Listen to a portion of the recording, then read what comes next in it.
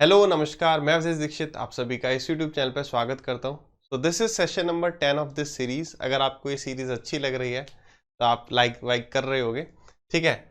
और अगर आप पहली बार इस सीरीज से जुड़ रहे हो, आपको ये सीरीज अच्छी लग रही है तो आप पुराने सेशंस भी देख सकते हो। उसके लिए लिंक जो है डिस्क्रिप्शन में है प्लेलिस्ट का, वहां से आप पुराने सेशंस भी देख सकते हो। तो रूल्स वगैरह क्या है, आप अपने साथ एक फ़ोन रखिए जिसमें आप टाइमर चला के रखेंगे। किस सवाल में आप कितना टाइम लगा रहे हैं उसको थोड़ा सा देखते चलिए। कोशिश करिए कि आपको किसी भी सवाल में जो अप्रोक्स टाइम है वो 1 से 1.25 मिनट के आसपास लगे, ठीक है। चलिए तो स्टार्ट करते हैं हम आज के सेशन को। पहला सवाल आपके सामने ये रहा। वीडियो को पॉज करिए और सवाल को ट्राई करिए। चलिए तो देखें सवाल को। देखिए ये सवाल जो है एसएससी कई बार पूछ चुकी है, कुछ इसमें चेंजेस भी हो सकते हैं, उसको भी हम समझेंगे, डिस्कस करेंगे। देखिए सबसे पहले ये सवाल क्या कह रहा है कि बताइए क्या वैल्यू है under root of 5, under root of 5, under root of 5 और अंडर रूट 5 की। इससे मिलता जुलता जो सवाल है वो कैसे आता है, इसी तरीके से इसे इनफाइनाइट तक लिख देता है कि ये सीरीज जो है इनफाइनाइट तक चल रही है। उस केस में आंसर क्या हो जाता है, तो उस केस में जो नंबर यहाँ लिखा होता है वही हमारा आंसर हो जाता है। क्यों? क्योंकि भाई आपने मान लिया कि this is equal to x, ठीक है। आप जैसे ही दोनों तरफ स्क्वायर करते हैं तो आपको क्या मिल जाता है, एक्स स्क्वायर बराबर 1/5 बाहर आ जाता है, फिर अंडर रूट एक्स इसी तरीके से इनफाइनाइट तक जा रहा है। तो अगर आपने समुद्र में से एक बूंद निकाल भी ली तो क्या कोई फर्क पड़ता है? नहीं पड़ता है। तो अंदर भी फिर ये पूरा भी एक्स ही बचता है क्योंकि इनफाइनाइट तक है और एक्स से क्या होता है, एक्स कट जाता है और उस केस में हमारा आंसर 5 आता है। तो अगर यहाँ पर एक ऑप्शन 5 भी दिया जाता तो और अच्छा रहता, लेकिन 5 नहीं आता, 5 नहीं दिया था, यही ऑप्शन दिए थे। अब हम इस सवाल पर आ जाते हैं। इसके लिए एक ट्रिक वगैरह भी होती है, लेकिन ट्रिक कहाँ फेल हो जाती है उसको भी हम समझेंगे। तो ट्रिक वगैरह पे भरोसा ना करो, कंसेप्ट को समझो। एक बार कंसेप्ट को समझते हैं और उसके बाद जो है फटाफट कैसे करेंगे उसको भी देख लेंगे, फिर ट्रिक भी देख लेंगे और ट्रिक की लिमिटेशन भी देखेंगे। तो अगर हम एक टाइप के सवाल को उठा रहे हैं तो उसके पूरे कंसेप्ट पर डिस्कशन करना है और क्या चेंजेस आगे एसएससी करके पूछ सकती है या कोई भी और जो भी कमीशन है वो क्या पूछ सकता है उस पर भी बातचीत करनी है। जिनको जल्दी है वो अगले सवाल पर जा सकते हैं। देखिए हम क्या करते हैं, हम ये मान लेते हैं कि ये जो वैल्यू है this is equal to x, ये वैल्यू किसके बराबर है, दिस इज इक्वल टू, ठीक है, ये x हो गया। अब क्या करना है भाई, ये स्क्वायर रूट है तो अगर मैं चाहता हूं x की वैल्यू निकालना तो एक बार मैं दोनों तरफ क्या कर दूंगा, स्क्वायर कर दूंगा। तो 1/5 बाहर आ जाएगा और यहां पर क्या हो जाएगा, x स्क्वायर हो जाएगा। फिर ये √5 उसके बाद मैं क्या करूंगा, फिर मैं दोनों तरफ स्क्वायर कर दूंगा। तो भाई इसका और एक बार स्क्वायर कर दिया। अब क्या होगा, इन दोनों तरफ स्क्वायर होगा, यहाँ पर 5 है, फिर अंदर क्या लिखा हुआ है, अंदर ये वाला पार्ट लिखा हुआ है, मैं फिर से नहीं लिख रहा हूँ।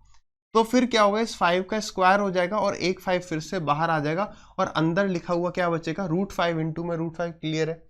अब मुझे और एक बार स्क्वायर करना पड़ेगा, है ना। फिर क्या होगा, फिर एक और 5 बाहर आ जाएगा और यहाँ पर स्क्वायर हो जाएगा, ये भी इंटू में 2 हो जाएगा। मतलब फिर से आपने इसका स्क्वायर कर दिया तो 2 इंटू में 2, फिर भी एक 5 बच गया। अब मैं क्या करूंगा, फिर से इस पूरे का स्क्वायर कर दूंगा, ठीक है। और अब यहां पर इसकी पावर 2 हो जाएगी, ये 2 इंटू में 2 हो जाएगा, ये 2 इंटू में 2 इंटू में 2 हो जाएगा। अगर आप देखो तो ये क्या है दिस इज 5 की पावर 2 2 जा 4 2 जा 8, ये हो गया 5 की पावर 4, ये हो गया 5 की पावर 2 और ये हो गया 5 की पावर 1 बराबर 2 2 जा 4 2 जा 8 2 जा 16। तो ये हो गया x की पावर 16। बात क्लियर है। ये देखो ये x, ये टोटल आप देखो 5 की पावर कितनी है, तो आप इसको लिख सकते हो 8 + 4 12 + 2 14 + 1 15। ये हो गया आपका 5 की पावर 15। हमें वैल्यू चाहिए किसकी थी, हमें इसकी वैल्यू चाहिए थी क्योंकि हमने यही x माना था। तो इसके लिए आपने इसे 16 से डिवाइड कर लिया तो इधर भी 16 से डिवाइड हो जाएगा। बेसिकली 16 से केवल डिवाइड नहीं होता है, इसका मतलब होता है 16th रूट लेना। इसका मतलब क्या होता है, दिस इज इक्वल टू, यही तो लिखा था x की पावर 16, तो हमने इसका 16th रूट ले लिया।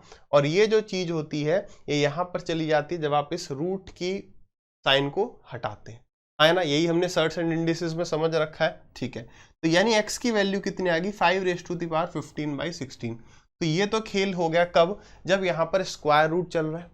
इसी तरीके से क्यूब रूट पे सवाल आ सकता है, फोर्थ रूट पे सवाल आ सकता है। तो एक बार हम देख लेते हैं। अगर मान लो, आप फिर से वीडियो को पॉज करना और आपके लिए फिर ये दूसरा सवाल है कि अगर यहाँ पर 3 आएगा तब आपका आंसर क्या होता। अगर आपने इस सवाल के लिए मतलब स्क्वायर रूट वाले के लिए कोई फॉर्मूला याद रखा था या ट्रिक याद रखी थी, यहाँ वो अप्लाई नहीं होगी। एक बार वीडियो को पॉज करके अब इस सवाल को ट्राई करिए। इस सवाल को करने का भी ट्रेडिशनल तरीका वही रहेगा और ट्रिक वगैरह यहाँ पर नहीं लगे। कोई फॉर्मूला याद कर रखा हो तो उसमें कंफ्यूजन हो रहा होगा, इसलिए ऐसे सवालों को ट्रिक वगैरह मैं इसलिए कहता हूं अवॉइड करो। ट्रिक क्या करती है एग्जाम में, धोखा देती है, आया ना।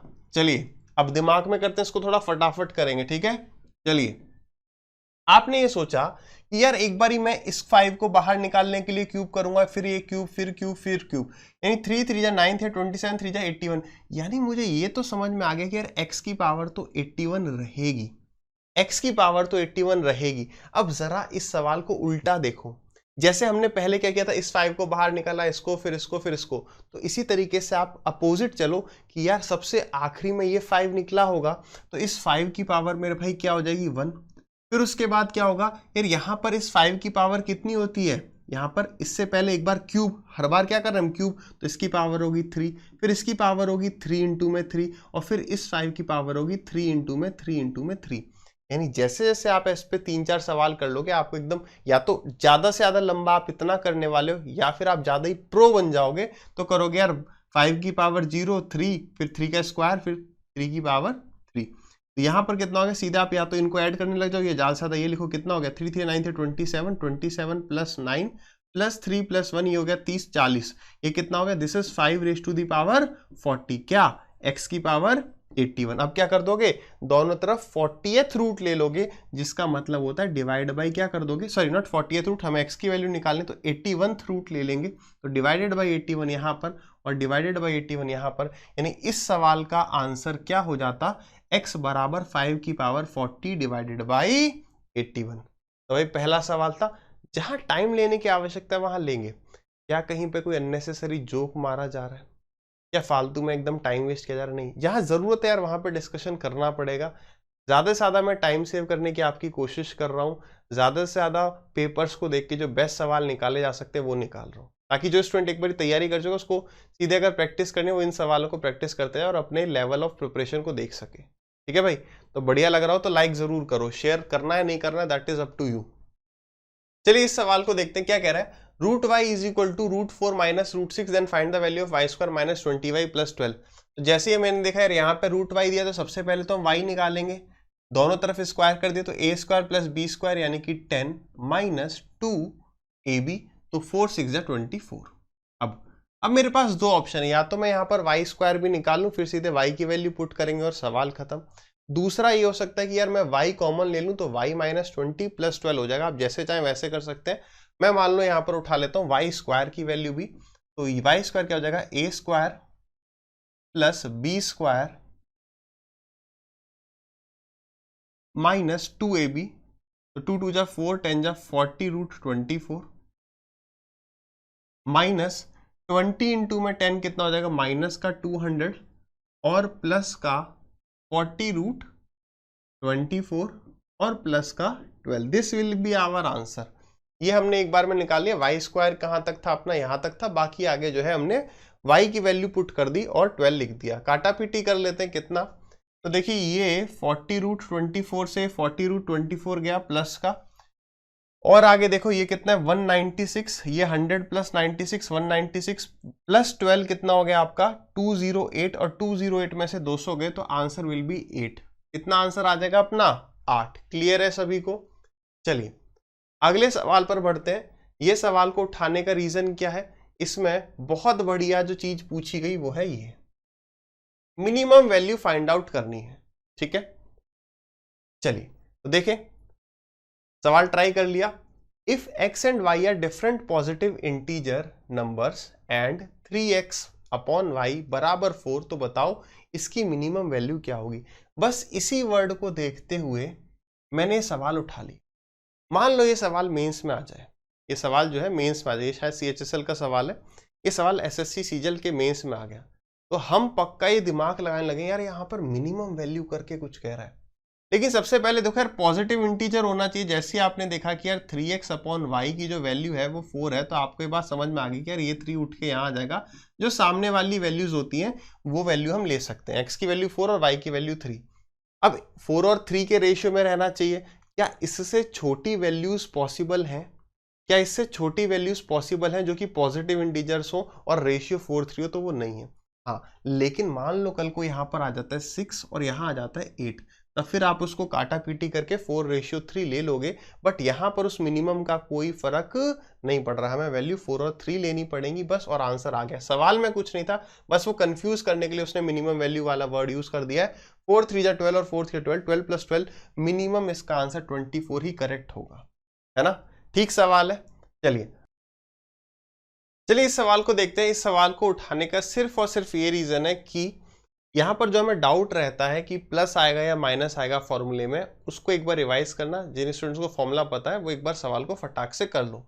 देखिए कर लिया सभी ने, आंसर आ गया। देखो इसमें हम फॉर्मूला भूल जाते हैं बार बार। जैसे मैंने 2 सर्कल्स बनाए, ये हो गया आपका डायरेक्ट कॉमन टेंजेंट और ये होता है हमारा ट्रांसवर्स कॉमन टेंजेंट। तो इस तरीके से काटते हैं, पता है सभी को, बिल्कुल।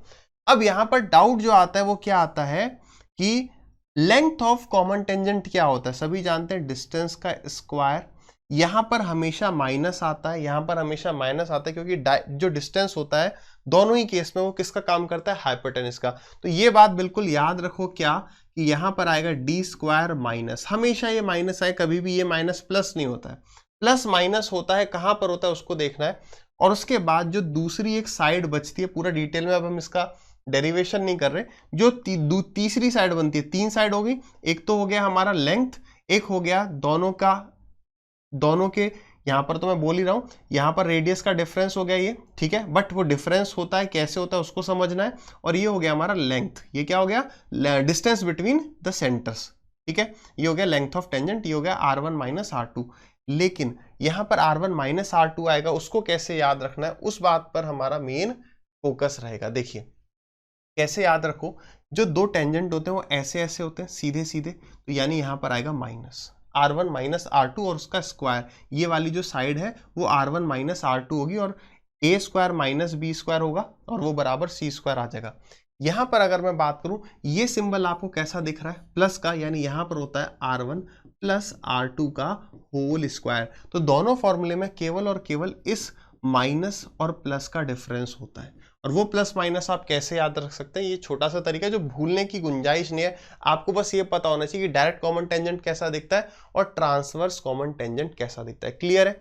चलिए आ जाते हैं सवाल पे। अब तो केवल वैल्यू पुटिंग कर देनी है फॉर्मूला में।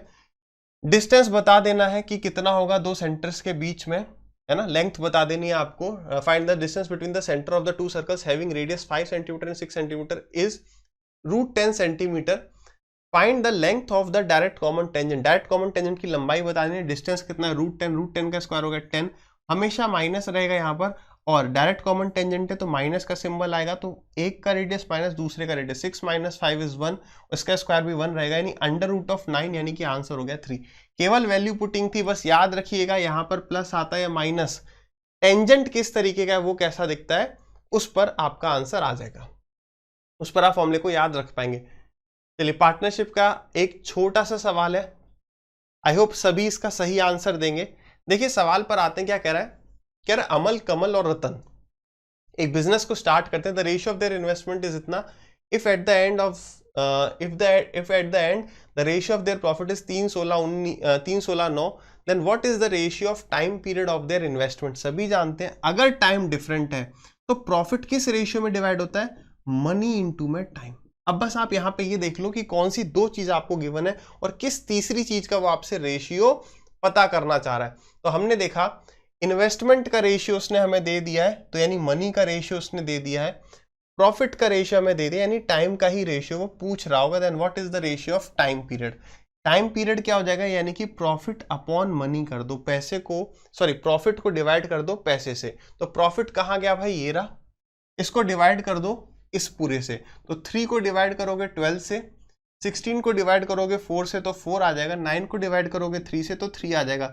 नीचे 12 अच्छा नहीं लग रहा है तो 3 से पहले तो काट दो, ये आ गया 1/4। अब पूरे को 4 से मल्टीप्लाई कर दिया तो 1, 16 और 12, ये हमारा क्या आ जाएगा, आंसर है क्या भाई, बिल्कुल ये रहा आपके सामने। क्लियर है, आगे बढ़ते हैं।